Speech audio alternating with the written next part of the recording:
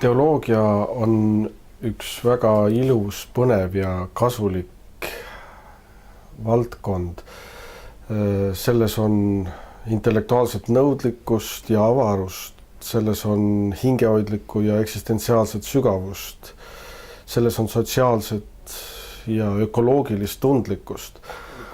Mida teoloogia stuudium annab, on see, et ta võimaldab tegeleda küsimusega selle kohta, et mis asi ikkagi usk on, mis on usu tõde. Ühesõnaga usu identiteedi küsimus ja kriitiline küsimine selle tõe kohta ja siis iseenda ja maailma nägemine usu ja usu tõe, see tähendab Jumala, tema kohalolu ja toimimise valguses. Et kindlasti ei ole usuteaduse instituut mingi selline vaimulik paksusmasin, et kus me laseme inimesed kuskilt läbi õigesse mõõtu, et nad siis kirikule või kuskile ametisse sobiksid. Aga tegelikult kõik need erinevad vormid, kas või need samad jumalateenistused, palvused, see pidev reflekteerimine teoloogiliste teemade üle, ma usun, et see muudab inimest.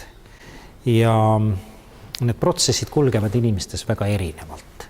Teinekord ma olen seda päris praktiliselt kogenud, et inimene on jätnud oma õpingud 10, 15, 20 aastaks pooleli ja siis ta tuleb tagasi ja ütleb, et nüüd on see aeg, kus ma tahan kooli lõpetada ja võib-olla ka kirikus mingit ülesannet täita või isegi ordinatsiooni taotleda.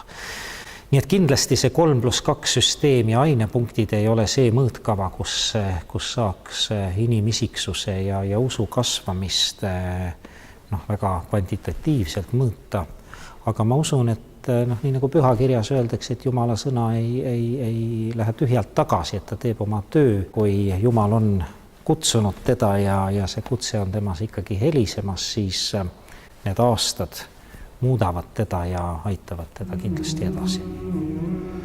Ja sellisena on teoloogia tõesti üks väga ilus distsipliin, see võimaldab mõista maailma läbi usuperspektiivi, näha seda erinevust, mida usk toob kaasa inimeste ellu nii isiklikult kui ühiselt, mida ta tähendab kultuuri jaoks kõigis selle erinevates tahkudes, mida ta tähendab ilusat, aga mida ka tema väärkasutamine või selle väärkasutamine võib traagilist ja hirmsat kaasa tuua ja ebainimlikku. Teoloogia, see on selline ülikoolis, võiks ütelda, kokku surutud erinevad distsipliinid kokku toodud. Selles mõttes on teoloogia õppimine tõesti avara ja sügava hariduse omandamine, aga selline, mis on tegelikult teooria praktika jaoks. Ja see praktika on siis